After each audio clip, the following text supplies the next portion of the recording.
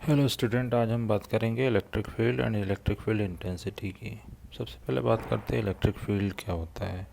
ये टॉपिक्स आपने 12th में पढ़ा होगा, उसी को हम रिवाइज करेंगे। इलेक्ट्रिक फील्ड क्या होता है सबसे पहले बात करते हैं, चलिए। The region around an electric charge in which the electric field can be experience is called the electric field.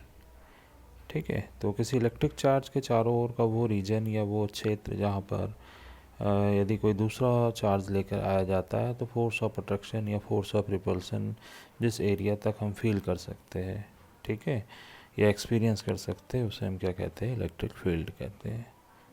आगे चलते हैं, इलेक्ट्रिक फील्ड इंटेंसिटी। तो the intensity of electric field at a point is defined as force acting on unit positive charge at that point. यानी E is equal to क्या होता है आपका, F upon Q होता है। यानी इलेक्ट्रिक फील्ड इंटेंसिटी क्या है, force acting per unit charge is called electric field intensity. यानी ई इक्वल टू क्या लिख सकते हैं आप, एफ बाई क्यू। अब हम बात करते हैं electric field intensity due to point charge की वजह से। तो जैसे आप डायग्राम में देख रहे हैं, एक पॉइंट चार्ज है, मान लीजिए आपके पास प्लस क्यू, ठीक है। इससे आर डिस्टेंस पर एक पॉइंट पी है आपका, जहाँ पर आपका टेस्ट चार्ज रखा हुआ है, ठीक है। तो हमें पॉइंट पी पर जो है इलेक्ट्रिक फील्ड की इंटेंसिटी फाइंड आउट करनी है, ठीक है। इसकी जो डायरेक्शन है वेक्टर ई इसमें शो की गई है।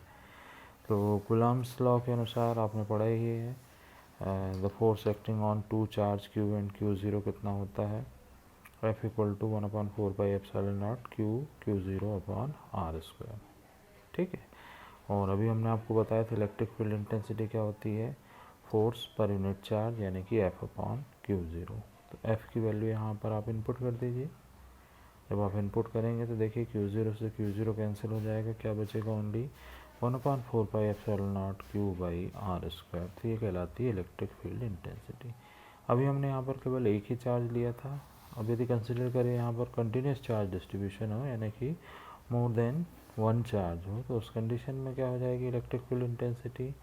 तो यहाँ पर हम समेशन या इंटीग्रेशन का यूज़ कर सकते हैं, तो वो हो जाएगी E vector E equal to 1/4πε0 integration D Q upon R square, ठीक है। तो ये कहलाएगी कब, when we are talking about the continuous charge distribution. Next हम आगे बात करते हैं इलेक्ट्रोस्टैटिक पोटेंशियल की। तो इलेक्ट्रोस्टैटिक पोटेंशियल क्या है, तो electrostatic potential at any point in a region of electrostatic field is minimum work done in carrying a unit positive charge from infinity to that point without acceleration। इसमें आपको ध्यान रखना है, ठीक है। तो जैसे कि आप पोटेंशियल एनर्जी होती है जब हम बात करते हैं, ठीक है, बिकॉज ऑफ द पोजीशन की वजह से, तो वैसे इलेक्ट्रोस्टैटिक में जो एनर्जी होती है बिकॉज ऑफ द पोजीशन, उसे हम कहते हैं इलेक्ट्रोस्टैटिक पोटेंशियल।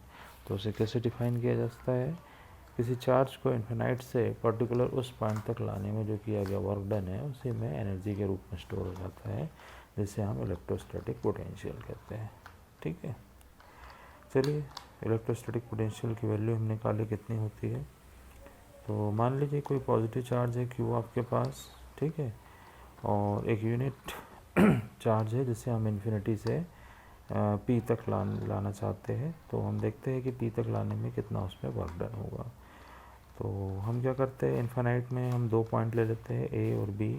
मान लीजिए ए से बी तक की जो डिस्टेंस है वो कितनी है आपकी, डी एक्स है, ठीक है। तो ए से बी तक लाने में कितना किया गया वर्क डन है, और उसको फिर हम क्या करेंगे, इंटीग्रेट कर देंगे, तो हमें टोटल वर्क डन आपको मिल जाएगा, ठीक है। तो at point A the electrostatic force on unit positive charge where O is equal to कितना हो आपका, एक्स यदि हो, ठीक है, तो उस कंडीशन में कितना फोर्स लगेगा पॉइंट ए पर, वो लगेगा E is equal to F by Q, और यूनिट पॉजिटिव चार्ज की बात हो रही है, तो यहाँ जो इलेक्ट्रोस्टैटिक फील्ड है वो फोर्स के ही बराबर होगा। तो ई इज इक्वल टू क्या है, या एफ इज इक्वल टू क्या हो जाएगा आपका, ई के बराबर, यानी कि 1/4πε0 क्यू बाई एक्स स्क्वायर। तो ये एफ है, ठीक है।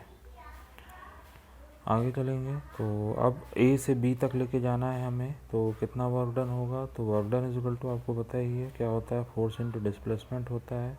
यहाँ फोर्स और जो इलेक्ट्रिक फील्ड इंटेंसिटी है वो दोनों इक्वल है क्योंकि यूनिट पॉजिटिव चार्ज की बात हो रही है, ठीक है। तो D W is equal to क्या हो जाएगा, vector E dot vector D X. तो एंगल यदि यहाँ पर हम डॉट प्रोडक्ट को सॉल्व कर ले तो E D x cos 180 degree हो जाएगा, या इसको हम सॉल्व करें तो यह जाएगा माइनस ई डी एक्स, ठीक है। तो D W is equal to क्या हो जाएगा आपका,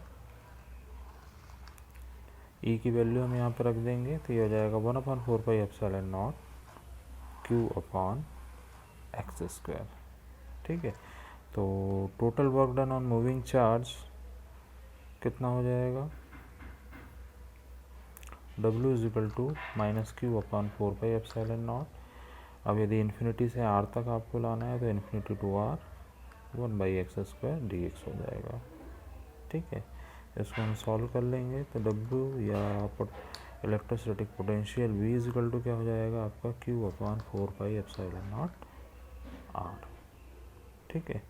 अब यदि हम फ्रॉम ग्रुप ऑफ चार्जेस की यदि बात करेंगे तो ग्रुप ऑफ चार्जेस के लिए समेशन आप लगा देंगे I equal to 1 up to n QI upon RI, ठीक है।